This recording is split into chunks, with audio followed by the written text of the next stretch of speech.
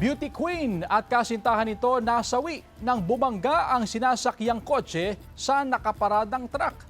Tutukan sa report.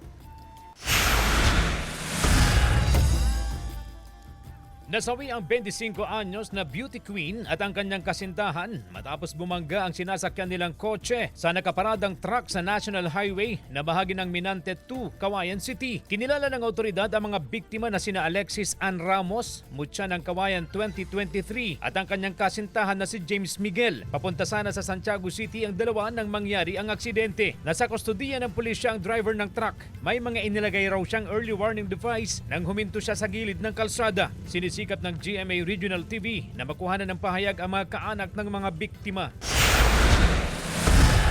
Aksidenteng bumangga sa concrete barrier at tumagilid ang isang wing van sa National Highway na bahagi ng barangay Lanna, Tumawi ni Isabela. Dinala sa ospital ang sugatang driver at pahinante. Sa paunang imbestigasyon ng otoridad, posibleng naidlip ang driver kaya nawalan ng kontrol.